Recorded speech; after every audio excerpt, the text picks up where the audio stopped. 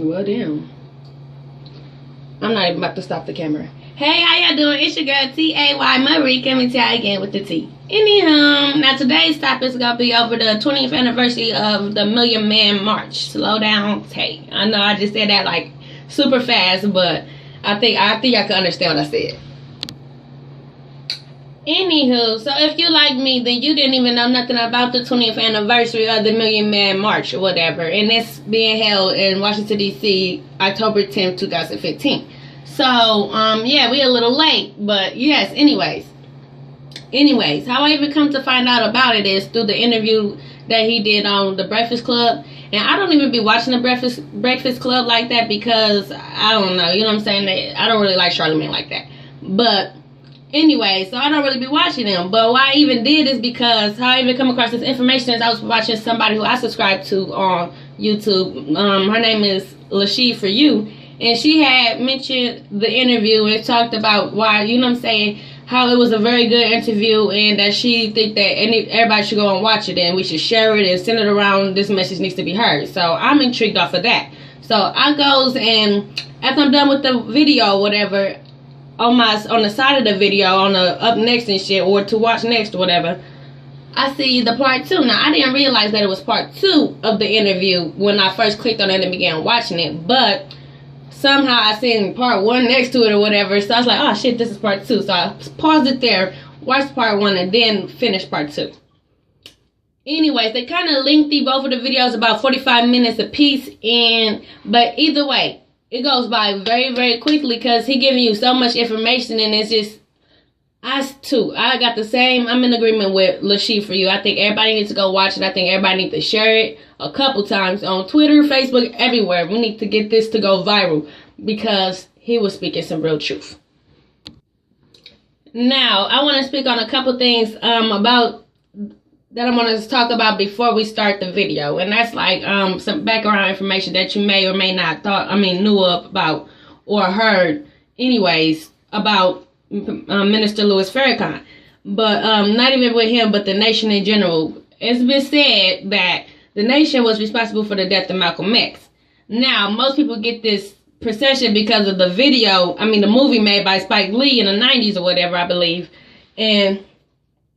or late 80s, I forget, I don't know the exact year, but the Spike Lee movie about Malcolm X that was made or put out or whatever depicted that the nation had killed Malcolm X or whatever because he was distancing himself from the nation and so forth or whatever. Now, my whole thoughts on that is, I was like a lot of us who was under the assumption that shit was true. But now that I think about it, who controls the media? Who controls what get put out? You know what I'm saying? Why would they make it out? Why would they say that they killed him? You know what I'm saying? The object is to create so much separation within the community. You know what I'm saying? That's the object. That's what they're trying to do. You know? So, of course. And what else I learned is that through Lashee For You or whatever is because what had happened was in the late 80s, hip-hop was in the like genre where they was basically like more so conscious rap is what you would call it, you know, with Queen Latifah and KRS-One and them. So that was like the conscious rap era. So a lot of black young people especially, you know what I'm saying, were, you know, with all the people who was giving precious stuff to the nation and shit, speaking about the nation and all that, they were intrigued to become a part of the nation. So a lot of people started becoming a lot of black young people became part of the nation or whatever. And coincidentally, that's how I say coincidentally, you guys, but coincidentally, around the same time as the around the time with the conscious era of hip hop, around that time, that's when the Malcolm X movie was made or whatever, you know what I'm saying? And right after that, another coincidence that NWA came right after. You know what I'm saying? So that's just something to think about. But anyway, so that's why I believe that they did switch some shit and lie and make it seem as if the nation did it in order to, you know, like make it so that the young black people didn't really trust the nation like that because they seen what they did to Malcolm supposedly. So I just wanted to get a little background on that. That's what I didn't learn or whatever. But yeah. But anyways, back to the topic.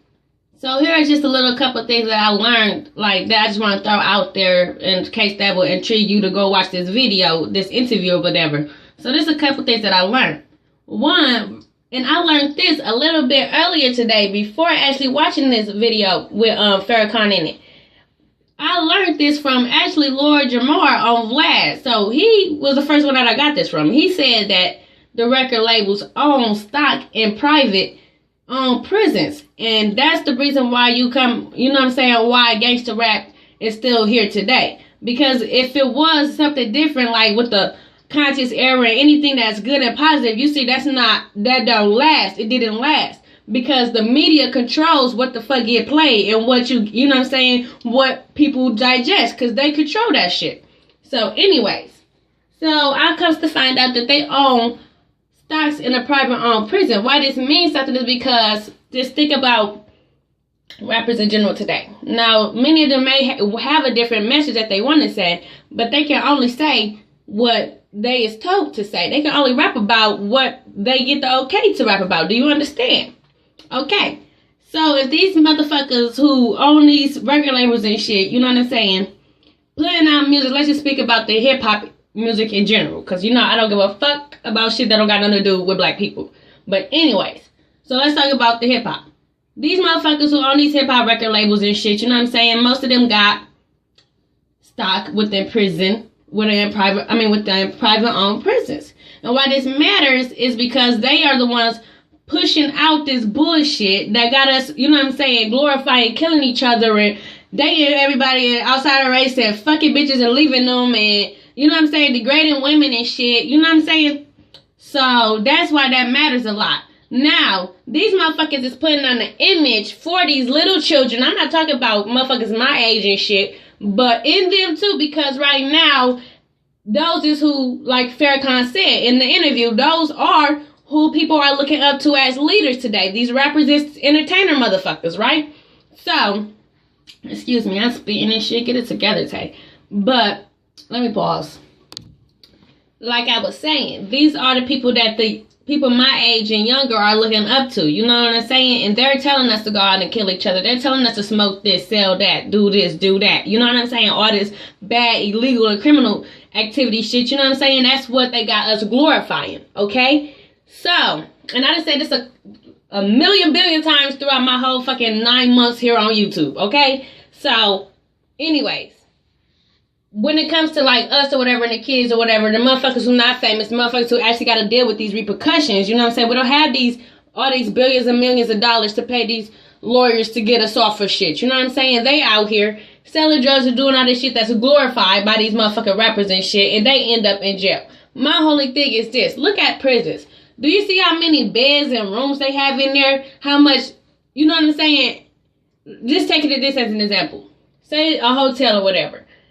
Okay, Holiday Inn or one of these, like the Hyatt or whatever, all these motherfucking big name hotels and shit, you know what I'm saying? They got all these rooms because they know that they can expect a lot of guests to come to and from their motherfucking hotels. So they get a lot of rooms and beds and mattresses and shit. You know what I'm saying? Same thing with prisons. You know what I'm saying? Why else, if they didn't expect for an outcome of a whole bunch of prisoners, why else would prisons be so big? Why would they have so many rooms? Why do they have so many beds? Because they expect this shit. Because the motherfuckers who got stocks and own these prisons run the motherfucking media and shit that y'all gotta feel me, okay? Just watch this interview and you will get the better tea on the deal. I'm telling you. Watch the interview.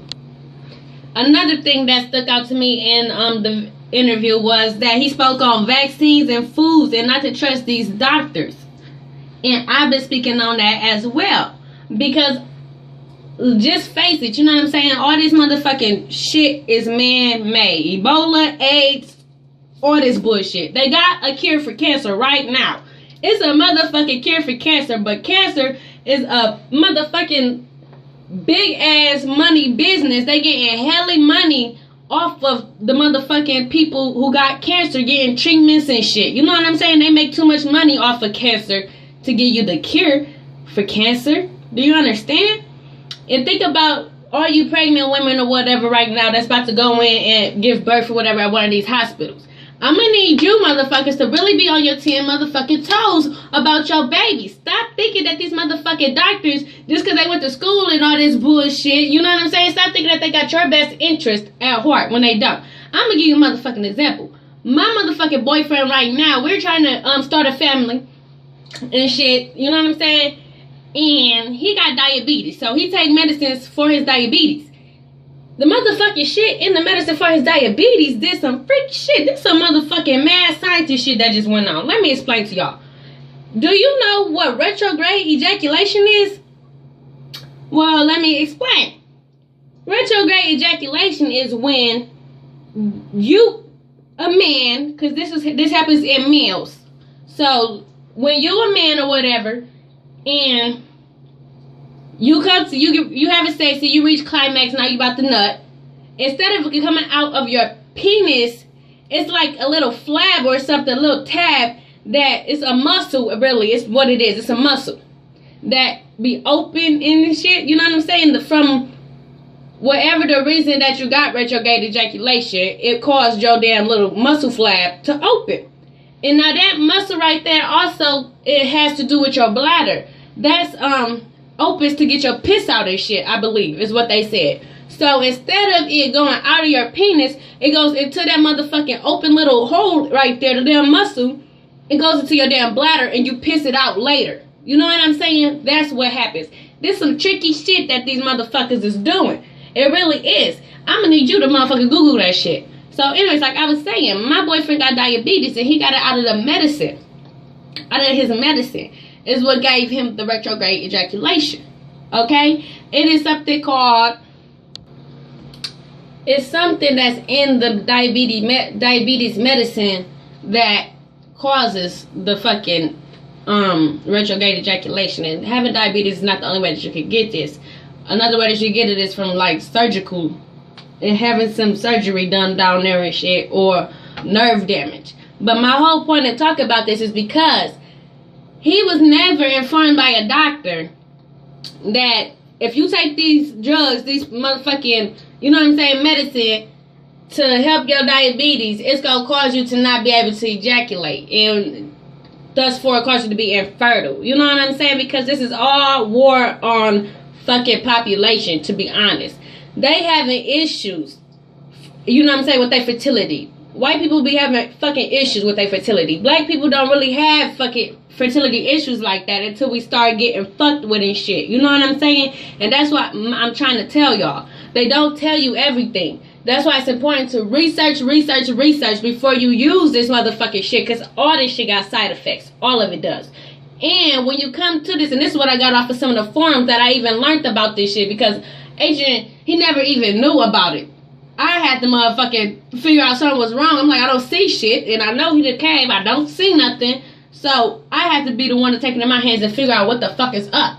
So and on a forum or whatever, they said that when you come to the doctor or whatever and talk about it, they act like it's not even a real issue because it's not something that's detrimental or something that could make you die or something. You know what I'm saying? So they act like it's not even a real big deal. But to some people, it is. Maybe you, not even if you don't want to have a baby. Maybe you just like seeing your fucking nut come out and not go into your bladder. You want it to go the way it's supposed to go. You know what I'm saying? But that's what I'm saying. You motherfuckers need to watch your baby when you're in that damn hospital. My motherfucking cousin, because her mother is real pro-black and her mom is, she a Muslim and shit, you know what I'm saying? So she was real adamant about, no, you're not doing this, you're not doing this, you're not doing this. And they will get mad at you. They will get mad at you and try to call CPS and all that shit. But at the end of the day, that's your motherfucking child. And if it goes against what you don't want, then you don't have to let the motherfuckers do that to your baby. But yes, Minister Farrakhan, he speaks on the vaccines and shit. So I really, if you thinking about that alone, go and watch this interview. He gonna give you more into depth about what I was trying to explain.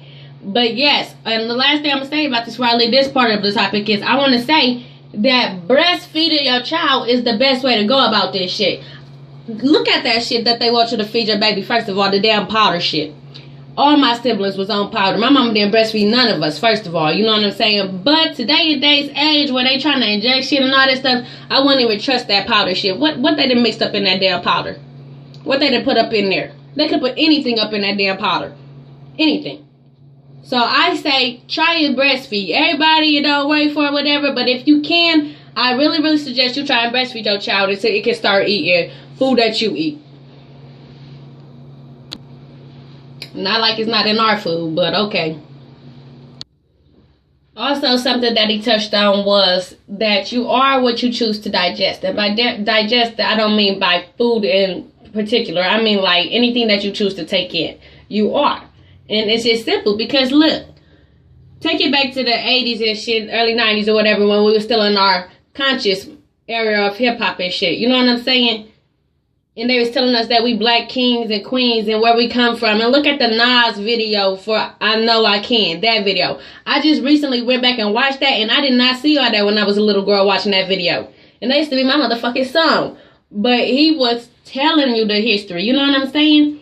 So think about all the conscious era or whatever, what we had to digest and how we were feeling about ourselves, for all the black unity and black pride we were becoming to have, you know what I'm saying? And then take it to 2015, where only thing we got to digest really musically wise is gay shit, sell this, do this, and you know what I'm saying, ignorant bullshit, all this detrimental shit we gotta digest, you know what I'm saying? So then you look around at the state of our community and you wonder why. Look at what the fuck we are digesting within the media, within society. Just look at it. Look at the shit that we eat. And if you eat McDonald's all fucking week, you probably is a crazy son of a bitch. You don't know what the fuck McDonald's got up in that beat. I tell you, I worked at McDonald's and woo, that fish used to be woo. But yes, I'm just saying, you are what you digest. So when you take yourself from these young thugs and these motherfucking Rich Homie Quans and you divert your attention to J. Cole and all these other motherfuckers, you know what I'm saying? Because really, I don't know who all these other motherfuckers would be. Right now, I only see J. Cole. At this moment. But not even with this musical tip. Like, instead of being so enthused with celebrities, money, and what glitter and shit, get into some books and learn about your history. They want us so bad. White people want us to forget so bad about our history. They hate that we remember it. But what I tell these motherfuckers every time they come to me with that forget or let go bullshit is that's how the fuck you end up in the same boat you just left from. That's how we got to where we at right now. Because when I was coming up, I didn't think racism still was existent. I thought slavery was a long time ago. But today I realized that we are still slaves fucking psychologically. You know what I'm saying? It's all in our fucking... And that's the worst way to be a slave. Physically, at least you know you're a slave. But when you're a slave and don't even realize it, that's when they really got the power over you. He also spoke on holding celebrities and people who we make famous and rich and they get money off of us, holding them accountable for their actions. And you know, I already spoke on that already. So you know, I'm all the way 100% with him when he said that. But he also talked about Martin Luther King. And not just the Martin Luther King that we've been, you know what I'm saying, bashed into our skull that this is who Martin Luther King was. But what I learned some more shit today, you know what I'm saying? What I learned today was that Martin Luther King from the early 60s was not the same Martin Luther King he was when he was assassinated. They didn't kill Martin Luther King for having the dream of integrating with these motherfucking honkies. They killed him because he realized what he was doing. That's why they killed MLK. And let me go into a little bit deeper with that one. What I'm meaning is this. The speech everybody so well know him for, and all these white honkies always want to throw it at us. What would MLK say? What would MLK say? He wouldn't have said that if he was alive today, right now. He would be not talking that bullshit because he wasn't when he died. The fucking speech that y'all know so well is I Have a Dream. First of all, I Have a Dream wasn't even composed by Martin Luther King. I Have a Dream was created by some fucking Jew.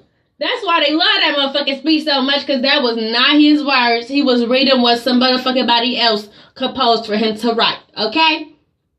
That's what you need to understand. If you go into the interview or whatever, you're going to hear what the speeches he was talking about in 67, 68, but before he got assassinated. The last speeches in his last couple days, you know what I'm saying? You will see. The very last one or whatever that he did was talking about that he felt that he was leading his people to integrate with what the fuck did he say, y'all? Basically, I'm gonna summarize because I cannot remember verbatim, but we gonna summarize. Basically, this is what he said. That he realized that he was causing his people to, you know what I'm saying, basically give up everything that they had over here, setting up shop instead, to go and work up under these motherfuckers.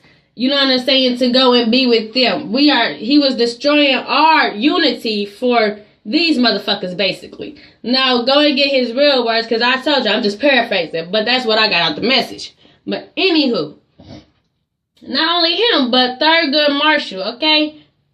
Right before he got out of office or whatever, or died, I forget which one. But when he was out of office, he said that the KKK don't wear white no more. They wear black now. Meaning, at the time, they're your judges, they're your police officers, they're your bankers, your motherfucking... You know what I'm saying? They are these motherfuckers that you gotta deal with every motherfucking day. They are not wearing the hoods and shit no more. They wearing badges and blue suits and shit now. Is basically what he said. So you motherfuckers who always just at the fucking foot of this bullshit with these motherfuckers and just accepting whatever they give you, understand that you are a big fucking part of the problem. Understand? What also further convinced me that these motherfuckers was lying about who killed Malcolm X is because you go to the video, the other interview of Farrakhan or whatever, and throughout all them comments and stuff, you see that the white people, right, they're talking about how he was the one who killed, not him, but the nation was the one who killed Malcolm X. Now, we know damn well the white people don't give a fuck about Malcolm X because Malcolm X didn't give a fuck about white people or hurting white people's feelings or cracking a honky head. So understand that that's a bullshit in itself. Why is they so concerned over that?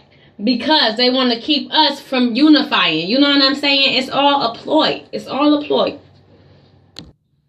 But yes, they killed they killed MLK because, not because he had a dream, but because he realized that his dream was our motherfucking nightmare. You know what I'm saying? That wasn't a dream, but a nightmare for us.